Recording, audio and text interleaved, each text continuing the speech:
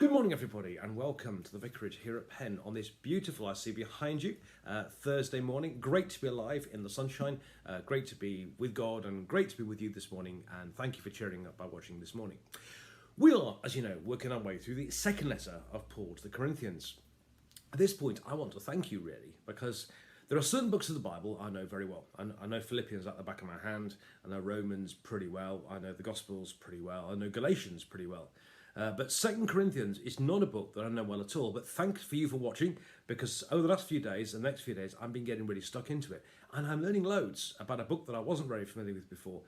It's been really helpful, so thank you for giving me the opportunity. Thank you for watching. Please keep watching, and I hope you're enjoying them as much as I do, and I'm learning loads. So thank you for getting me to do this. So we are working our way through, as you say, we're now in chapter 3 this morning. So without further ado, enough from me. 2 Corinthians chapter 3, and Paul writes, "Are we beginning to commend ourselves again? Surely we do not need, as some do, letters of recommendation to you or from you, do we? You yourselves are our letter, written on our hearts, to be known and read by all.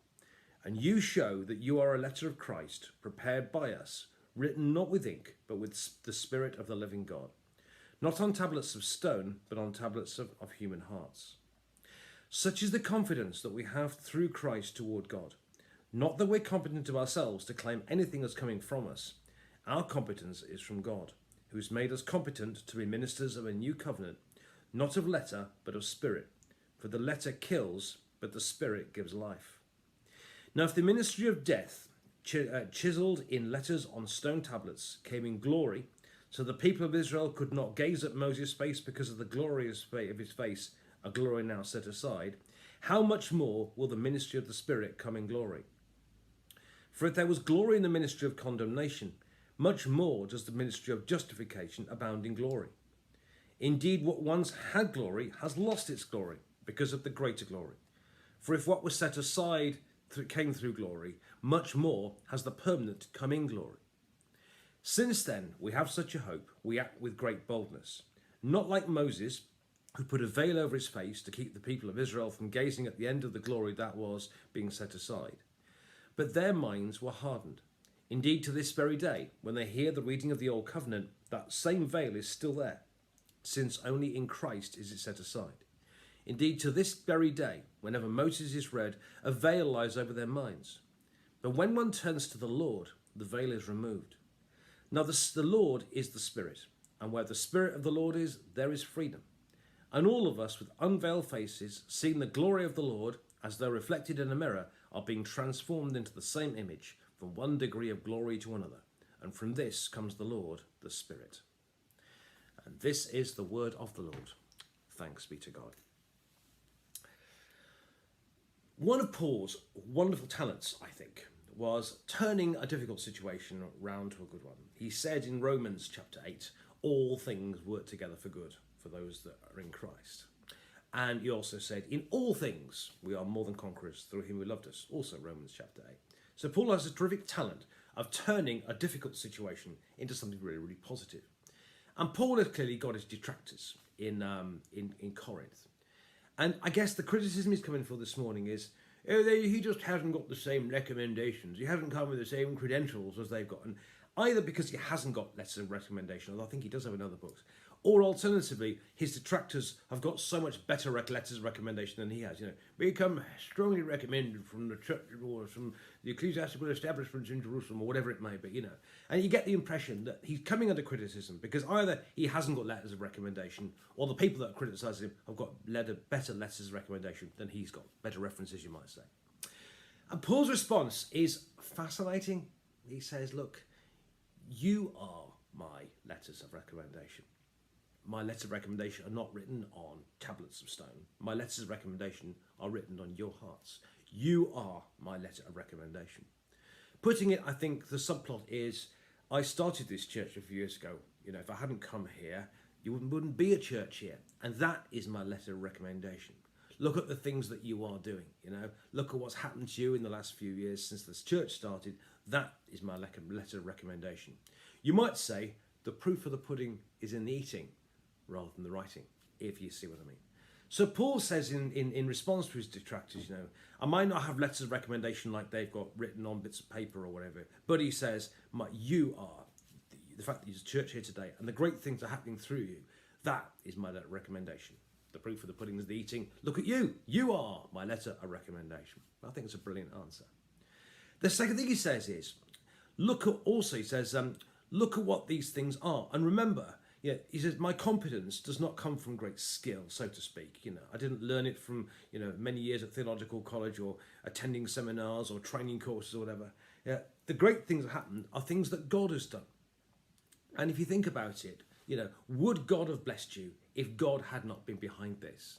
And what he's saying is, look at the great things that you've done. Look at the great things that we've done together. These are not things that we could have done.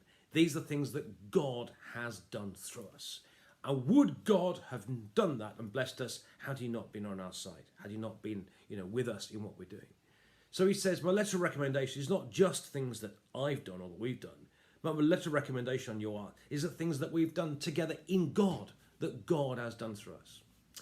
So where does Paul is saying here is, where do I get my credentials from? Where do I get my references from? Where's my letter of recommendation? You are by what God has done through you. The great things we've done together, that is my letter of recommendation.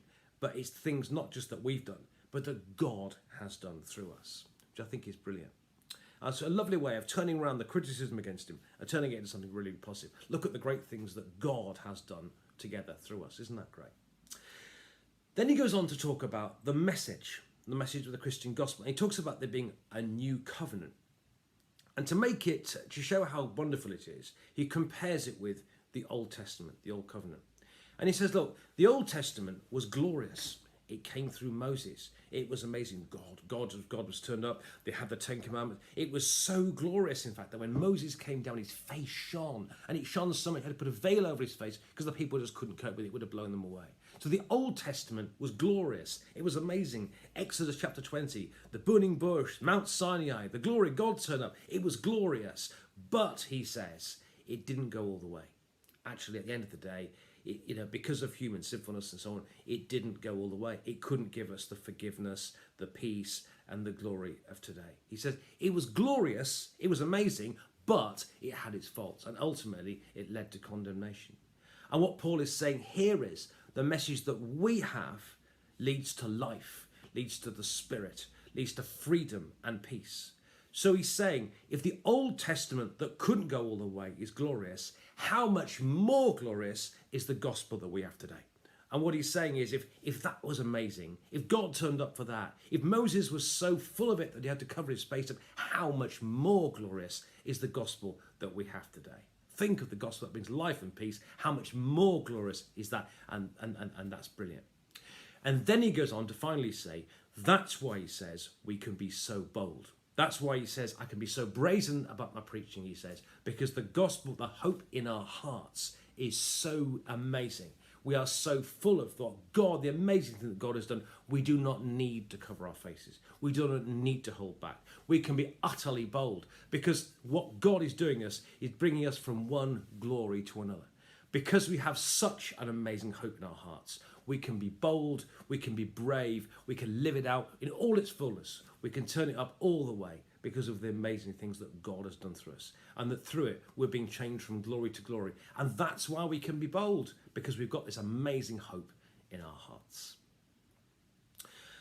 So, what started out with Paul being criticised for not having the official credentials on writing, Paul turns it round beautifully.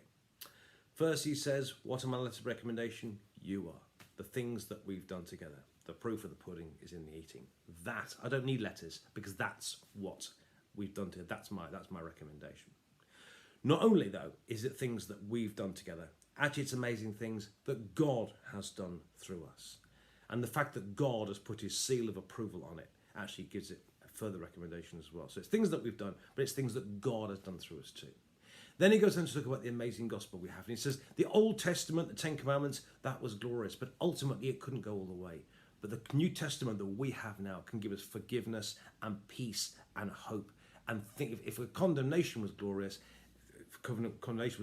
how much more glorious is the gospel that we have today, the hope of glory in our hearts.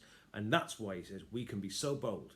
That's why we don't need to hold back. That's why we can take the veil off our faces, because the gospel we have is changing us from one glory to another, and it's so good. We can live it all the way, and we can be bold about it because we are being changed, he says, from one glory to another.